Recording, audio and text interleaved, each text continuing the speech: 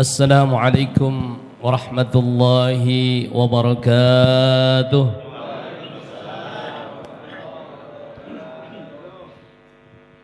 Bismillah walhamdulillah wassalatu wassalamu ala rasulillah Sayyidina wa habibina wa syafi'ina wa maulana Muhammadin ibn Abdullah wa ala alihi wa sahbihi wa man tabi'ahu wa nasarahu wa wala. Amma ba'du. Hadratil mukarramin, para alim, para ulama, para kiai, para hujjaj, para guru-guru dan para habaib juga, para jamaah sekalian yang mudah-mudahan kita semua senantiasa diberkahi dan dimuliakan oleh Allah Subhanahu wa taala. Amin. Wabil khusus yang kami muliakan guru kita yang baru saja memberikan wejangan kepada kita, Al Habib Muhdhar bin Mahdi Al-Attas. Kita doakan beliau semoga senantiasa diberikan sehat walafiat, panjang umur dalam taat ibadah pada Allah Subhanahu wa taala, dan ilmu yang beliau berikan bermanfaat buat kita semua. Amin ya Allah ya rabbal alamin. Juga yang kami hormati para kiai yang lainnya, bil khusus juga Ketua Jamiah Subuh Kota Depok, Kiai Haji Muhammad Idris, Insinyur Muhammad Idris Asli. Juga yang kami hormati Kiai Muhammad Lutfi, Kiai Syafruddin Komar, Kiai Jahruddin Yusuf, Kiai Ahmad Mubarak, dan juga Kiai Haji Muslih, dan para kiai yang lainnya. Mohon maaf, wabil khusus juga yang kami hormati guru kami Kiai Haji Dr. Abdul Ghafur, Kiai Haji Gozat Daud, Ustaz Fargab, dan yang lainnya yang mohon maaf. Sekali lagi saya mohon maaf kalau saya nggak sebutin yang lainnya, namun sedikit pun tidak mengurangi rasa hormat dan ta'zim kami baik kepada para guru-guru, para kiai, para asatidz, juga para jamaah sekalian. Puji serta syukur marilah sama-sama kita panjatkan kehadirat Allah Subhanahu wa taala, di mana pada kesempatan pagi hari ini alhamdulillah kita berada di Masjid Unwanus Sa'adah. Juga yang kami hormati ketua DKM-nya Kiai Ustaz Syamsi ya.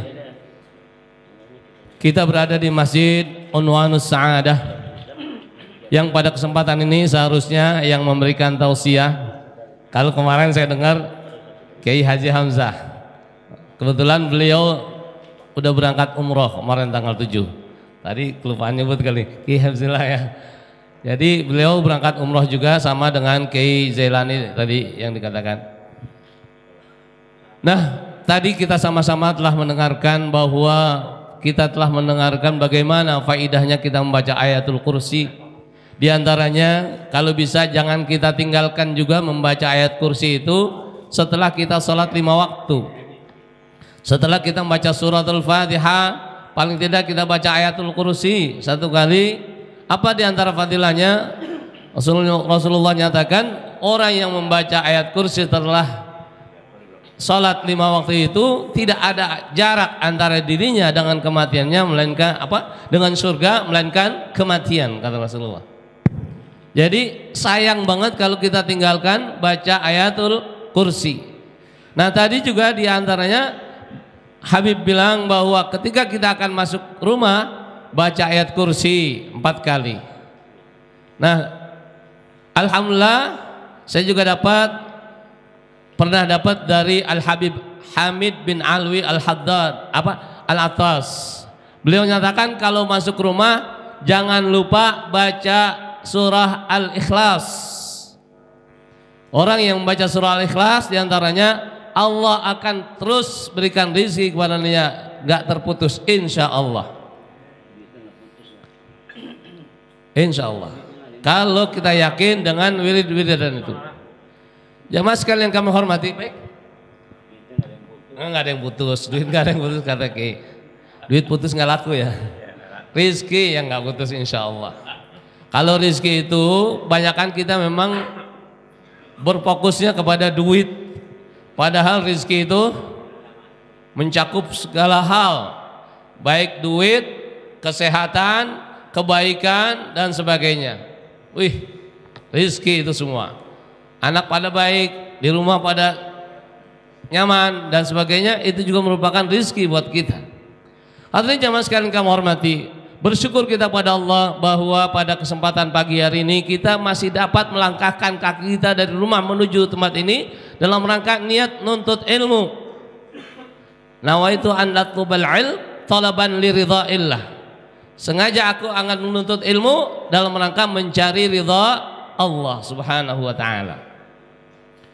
Dan Rasulullah juga menyatakan dalam satu hadisnya, man tatahhara fi baitihi thumma masya ila baitin min buyutillah liyaqdiya faridatan min faraidillah kanat khutwatuhu ihdahuma tahuttu khati'atan wal ukhra tarfa'u darajatan.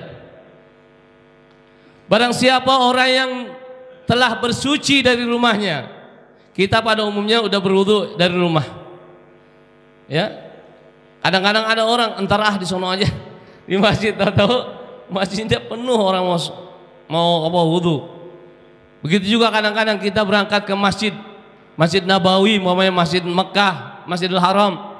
Kadang-kadang kita entar di sono wudunya, tahu-tahu di tempat wudu itu penuh. Bahkan kadang-kadang kita ini kalau mau ke tempat wudu maunya paling dekat, paling istilahnya paling tingkat bawah lah. Sekarang itu yang namanya tempat wudu di Masjidil Haram, Masjidil Nabawi banyak banget. Dulu waktu saya berangkat tahun 92 itu baru dikerjain tuh dongdang sama Ki Bahrudin ya. Itu dang ditutup pakai eseng. Saya kira apaan, ngerjain apa? Ternyata pas saya berangkat lagi 96, kamar mandi rumahnya. Ternyata ada berapa lantai ke bawah. Ada yang pakai eskalator, ada yang pakai tangga. Nah, orang kebanyakan kadang-kadang berebut di lantai yang paling dekat. Padahal kalau pengen cepat turun lagi, orang ada eskalator ini kadang-kadang nyarinya yang dekat, berebut akhirnya wudu main tunggu-tungguan. Nah, Rasulullah katakan, man tatahhara fi baitihi, siapa orang yang telah bersuci dari rumahnya, artinya sudah berwudu dari rumahnya, thumma masya ila baitin min buyutillah, kemudian dia berangkat, dia berjalan menuju rumah-rumah Allah. Apa tujuannya? Liyaqdhiya faridatan min faraidillah, untuk menunaikan satu keperluan daripada yang difardukan oleh Allah. Apa diantaranya kita tadi laksanakan? Sholat fardu subuh berjamaah. Apalagi tadi kita dapat talabul ilm, yang Rasulullah nyatakan talabul ilmi faridatun ala kulli muslimin wa muslimah.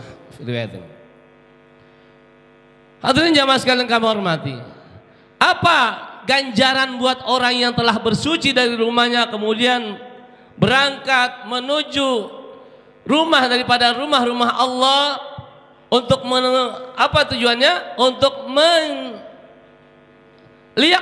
untuk menunaikan faridatan min faraidillah, kefarduan daripada yang difardukan oleh Allah di antara buat kita.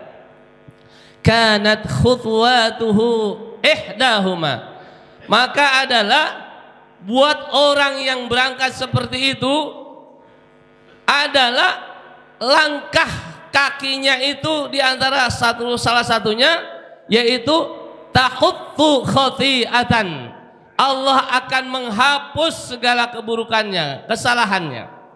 Satu langkah lagi, tarfa'u darajatan, Allah angkat derajatnya. Nah, kita yang dari jauh menuju tempat ini tergantung langkah kita, berarti gaya berapa langkah kita.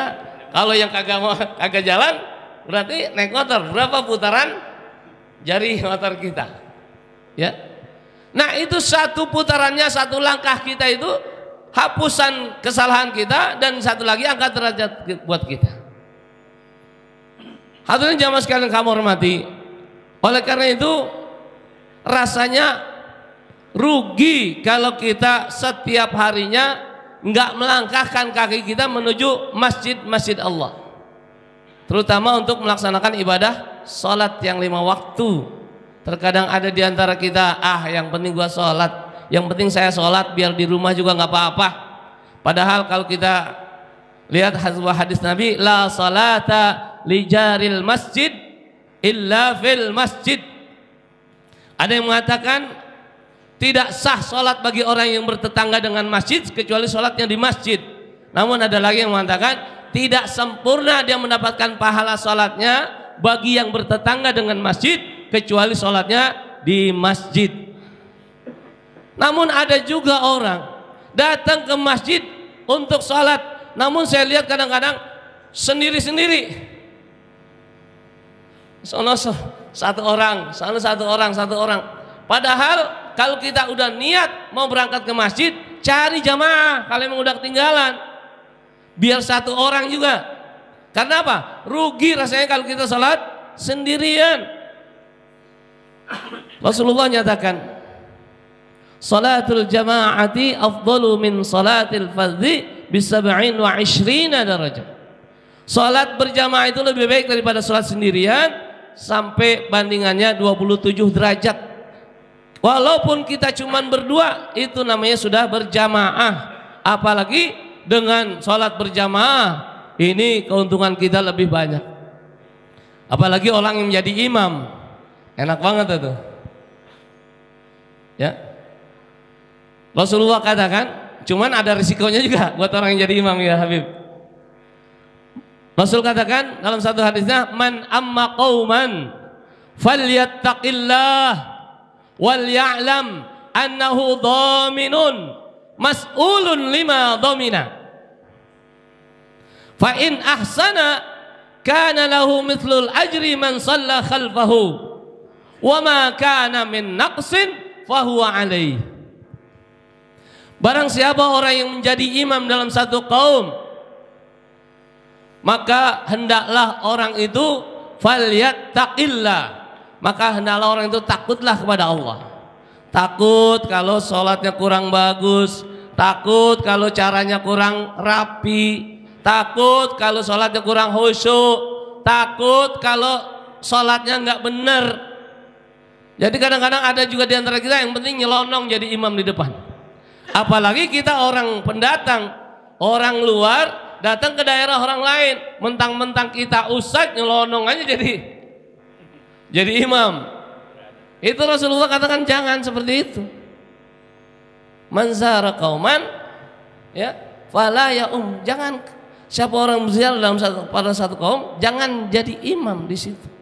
Kecuali orang situ nyuruh kita untuk jadi imam. Apa Rasulullah katakan tadi? Man amma qauman falyattaqillah wal ya'lam annahu dhaminun. Barang siapa orang yang memimpin satu kaum, siapa orang yang memimpin menjadi imam dalam satu kaum, hendaklah dia takut kepada Allah dan ketahuilah bahwa seorang imam itu dhaminun, dialah orang yang menjamin. Mas'ulun lima dhamina, dia bakal dipertanggungjawabkan, bakal dipertanyakan di hadapan Allah tentang kepenanggungannya. Ini jadi imam ini enak-enak agak. Bukan hanya imam sholat aja sebetulnya, imam yang lain juga termasuk kita memimpin rumah tangga nih. Ya Allah, rasanya saya baca hadis ini nyerang buat diri saya sendiri. Fa'in ahsana, kata Rasulullah, kalau memang seorang imam itu ahsan, dia lebih baik dari seluruh jamaah yang lainnya, baik itu tata cara sholatnya, baik itu bacaannya, baik itu sikapnya, baik itu pakaiannya, kana lahu mithlul ajri man shalla khalfahu, maka seorang imam yang menjadi imam sholat itu dia akan mendapatkan pahala sebanyak sebilangan orang yang ada di belakangnya. Nah seperti ini sekarang kira-kira berapa orang nih jamaah Kiai Ahmad Mubarak? Tuh dapatin pahala semua tuh. Min ghairi ayyun qisa min ujurihim syai'an, tanpa sedikit pun mengurangi pahala orang yang ada di belakangnya itu. Tapi hadis itu nggak sampai situ. Wa ma kana min naqsin fahuwa alaih, manakala ada kekurangan, tanggung jawab imam tuh. Kadang-kadang kan kita ada jumpai ketika jadi makmum, ternyata imam bacaannya rusak. Ternyata imam kadang-kadang gerakannya banyak. Saya pernah menyaksikan, memang suaranya lantang imam itu, tapi begini-begini, saking apa tuh, saking semangatnya bacaan. Memang beliau orangnya bacaannya keras, nadanya tinggi, azan juga tinggi. Dia azan, dia imam, sampai kelihatan begini-gini. Lah kita di belakangnya kan bingung, gimana nih? Ya, saking bacaannya yang lantang. Nah artinya kan kita bingung di belakangnya.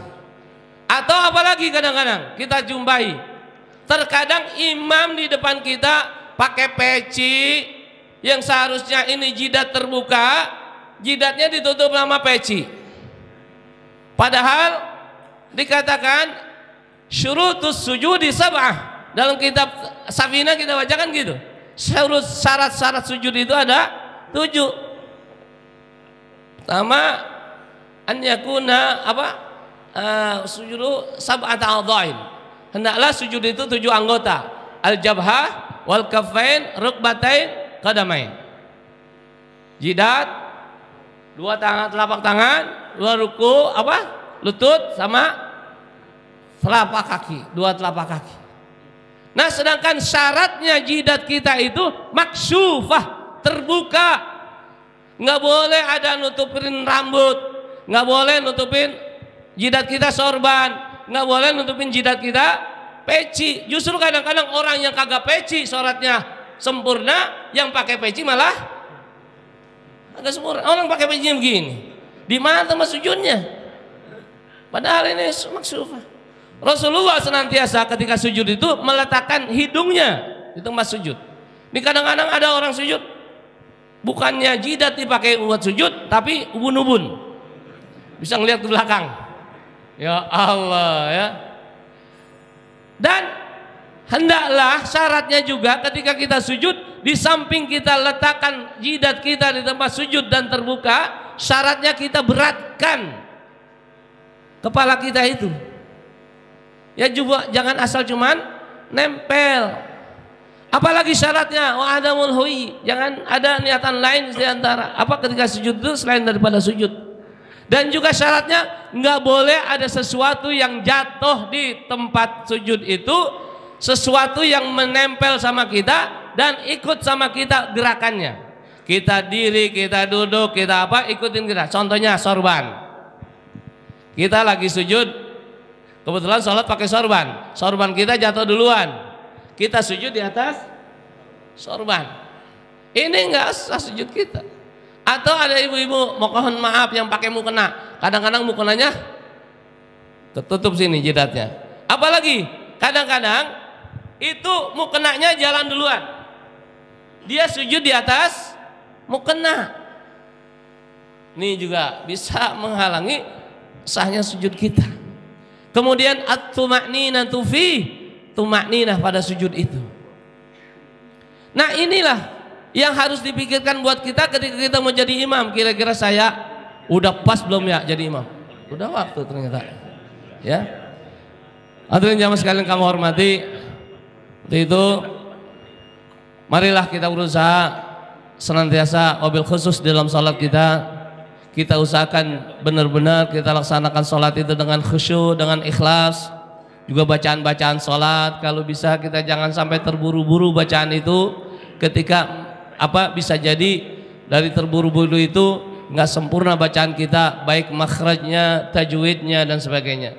Mudah-mudahan sekali lagi kita berharap pada Allah Subhanahu wa taala, semoga amal ibadah kita semua diterima oleh Allah Subhanahu wa taala, dan ilmu-ilmu yang telah diajarkan oleh guru-guru kita kepada kita semua senantiasa dapat kita manfaatkan dengan sebaik-baiknya. Amin ya Allah ya rabbal alamin. Wallahul muwaffiq ila aqwamit thoriq. Assalamualaikum warahmatullahi wabarakatuh.